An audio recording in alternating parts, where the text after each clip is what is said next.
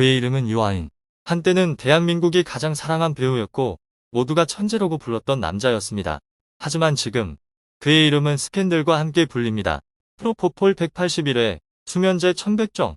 도대체 그에게 무슨 일이 있었던 걸까요? 천재 배우의 추락은 우연이었을까요? 아니면 예고된 비극이었을까요? 오늘 우리는 유아인의 몰락 뒤에 숨겨진 진짜 이야기를 파헤칩니다. 시작하기 전에 좋아요와 구독, 알림 설정까지 부탁드립니다. 지금부터 당신이 몰랐던 유아인의 진실을 공개합니다.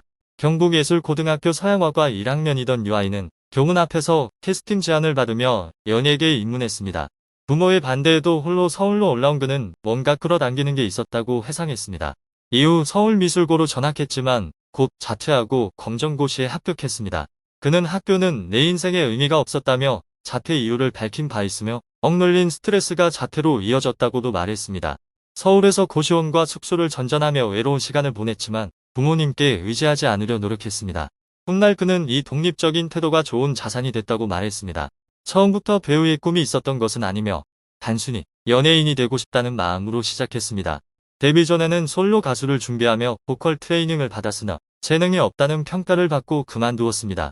유아인은 유아인이라는 예명으로 2003년 쫄쫄면 광고를 통해 데뷔했습니다.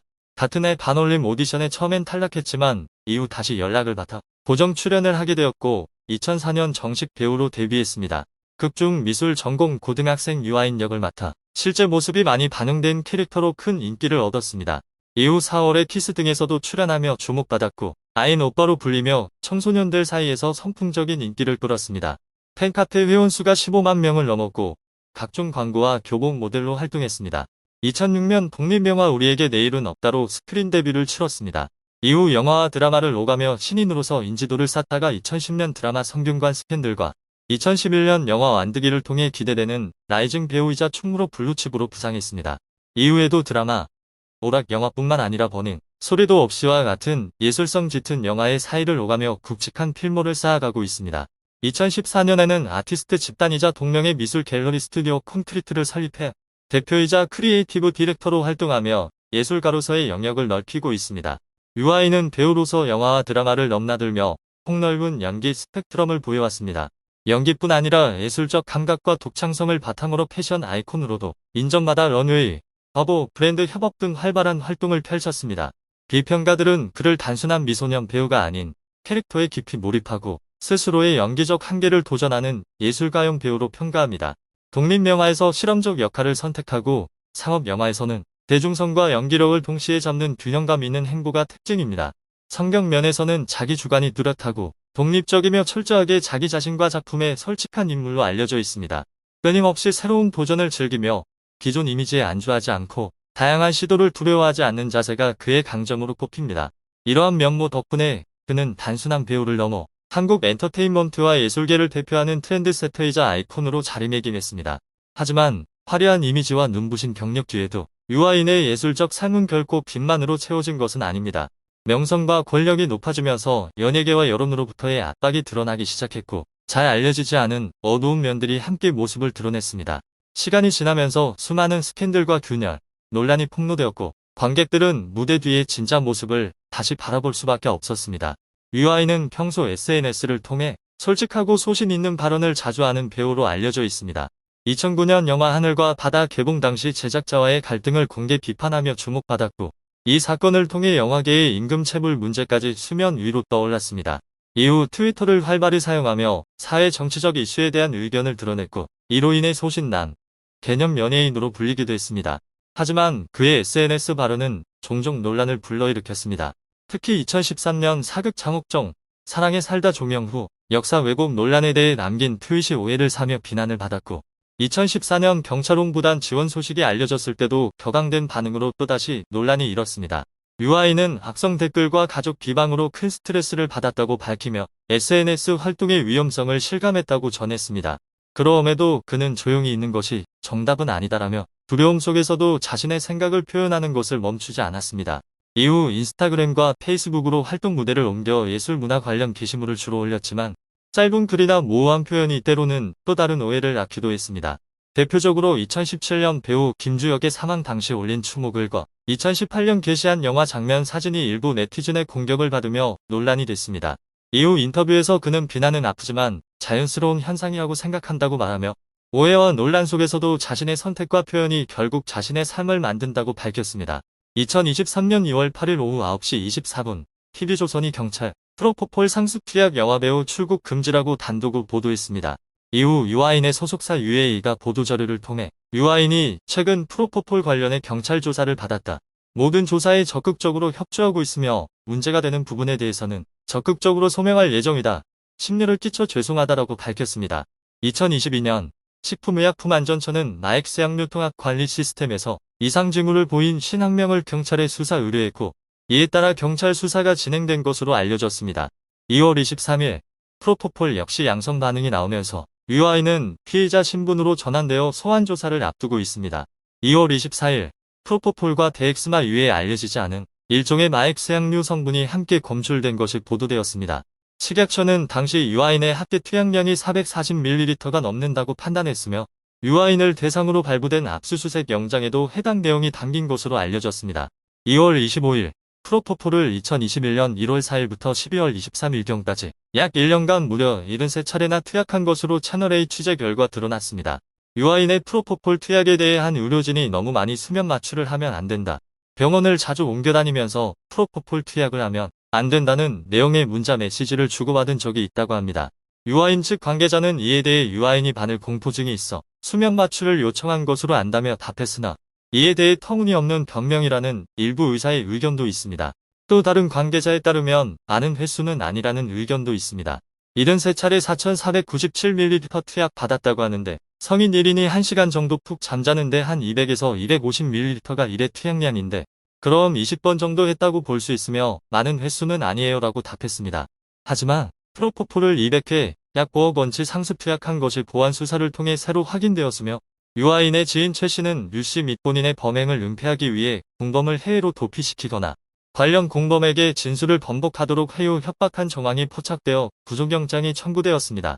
2023년 2월 5일 서울경찰청 마약세약 범죄수사대의 마약세약관이 검사에서 데엑스마초의 주성분인 테트라하이드로 칸나비놀 양성 반응이 확인되었습니다.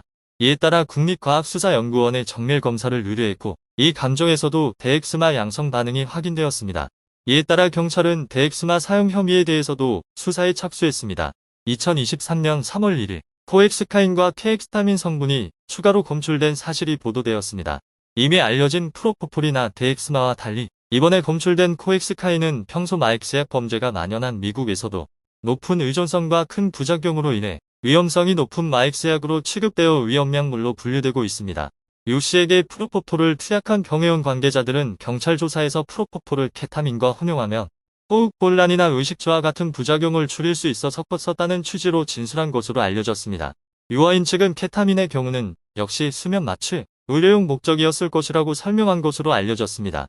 2023년 3월 7일 서울경찰청 마약세약 범죄수사대가 마약세약 투약 혐의를 받고 있는 유아인의 한남동 및 이태원동 자택 두 곳을 압수수색했으며 혐의를 뒷받침할 관련 증거물을 확보한 것으로 알려졌습니다. 경찰은 병의원 관계자 조사를 마무리하는 대로 유 씨를 마약세약류관리법 위반 피의자 신분으로 소환해 마약세약류 구입 경로와 투약 경위 등을 조사할 방침입니다.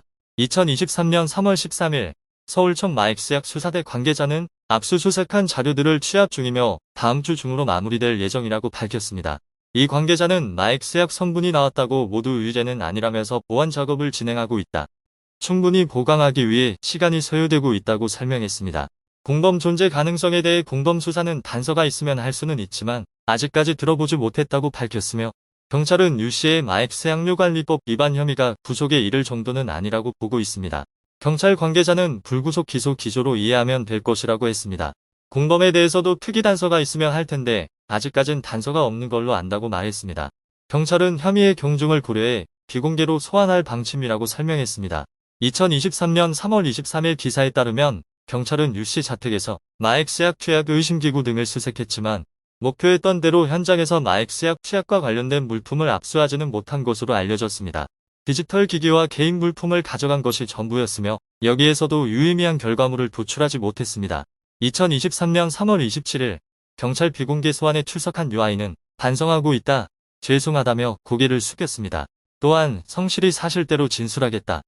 그러나 일부 피해 사실에 대해서는 적극 소명하겠다는 입장을 밝힌 것으로 전해졌습니다. 이후 약 12시간 동안 조사를 받은 후 대중에 직접 사과했습니다. 50여일 만에 직접 사과였습니다. 그는 저의 일탈 행위들이 누구에게도 피해를 끼치지 않는다는 식의 자기 합리화 속에서 잘못된 늪에 빠져 있었던 것 같다고 고개를 숙였습니다. 2023년 11월 28일 상습 마약수양류 투약 혐의로 1심에서 징역 1년을 선고받고 법정 구속된 유아인의 항소심 결심 공판이 12월 24일에 열리게 되었습니다. 서울고법 형사 5부는 마약수양류 관리에 관한 법률 위반 등 혐의로 기소된 유아인의 3차 공판을 열고 이같이 결정했습니다. 통상 결심 공판 후 한 달가량 뒤에 선고기일이 잡히기 때문에 2심 선고는 이르면 내년 초쯤 나올 전망입니다. 2025년 2월 18일 1심에 비해 감형된 징역 1년에 집행유예 2년과 벌금 200만 원을 선고받고 석방되었습니다. 재판부는 죄질이 좋지 않다고 밝히면서도 오랜 기간 수면 장애와 우울증을 겪고 제대로 잘 수 없는 고통으로 범행한 것으로 보인다며 현재 약물 의존성을 상당 부분 극복한 것으로 보이고 재범하지 않을 것을 다짐했다고 감형 이유를 밝혔습니다. 집행유예가 선고되자 유아인은 재판부를 향해 90도로 몸을 숙였습니다. 그러나 얼마 지나지 않아 2024년 7월 25일 서울 용산경찰서는 유아인을 동성 성액 수폭행 혐의로 입건했다고 밝혔습니다. 유아인은 7월 14일 용산구 모 오피스텔에서 30대 남성 1인을 성액 수폭행한 혐의를 받고 있습니다. 현행법상 동성 성액 수폭행은 강간이 아닌 형법 제297조 2 유사강X 간죄가 적용됩니다. 신고자는 사건 당일 오전 6시부터 해당 장소에서 자고 있었는데 9시간 숙면을 취한 뒤 오후 4시경 잠에서 깬 뒤 자신이 범행을 당했다는 사실을 인지했다고 알려졌습니다. 그는 다음 날인 15일 경찰에 고소장을 접수했다고 합니다. 해당 오피스텔은 유아인이나 고소인이 아닌 제3자의 거처로 당시 다른 남성들도 함께 있었다고 보도되었습니다. 경찰 관계자는 아직 피고소인에게는 따로 연락하지 않았다라며 조만간 피고소인을 소환 조사할 예정이라고 밝혔습니다. 8월 28일 유아인은 오후 6시 30분 경찰서에 출석해 1시간 30분가량 피고소인 조사를 받았습니다. 혐의 없음으로 불송치되어 본 사건은 종료됐습니다. 대담하고 독립적인 예술 감각을 지닌 배우로서 유아인은 한때 생각하고 행동할 줄 아는 세대의 아이콘으로 불리며 찬사를 받았습니다. 하지만 빛이 강렬할수록 그 뒤의 그림자는 더욱 짙어지는 법입니다. 끊이지 않는 일련의 논란은 자유로운 예술가로 불리던 그의 이미지를 한국 연예계 전례 없는 논쟁의 중심으로 몰아넣었습니다. 이제 무대의 모든 조명이 꺼진 지금 사람들은 그저 지쳐있고 외로우며 고개를 숙인 유아인의 모습만을 바라보고 있습니다. 이것이 과연 명성의 대가일까요? 아니면 재능 있는 이들조차 빠져나오기 힘든 영광의 덫일까요? 여러분은 어떻게 생각하시나요? 유아인은 연예계의 극심한 압박 속 피해자였을까요? 아니면 스스로를 잃어버린 사람이었을까요? 아래 댓글로 여러분의 생각을 남겨주세요. 그리고 영상이 흥미로우셨다면 좋아요, 구독, 알림 설정 잊지 마세요. 다음 영상에서도 여러분과 함께 하겠습니다.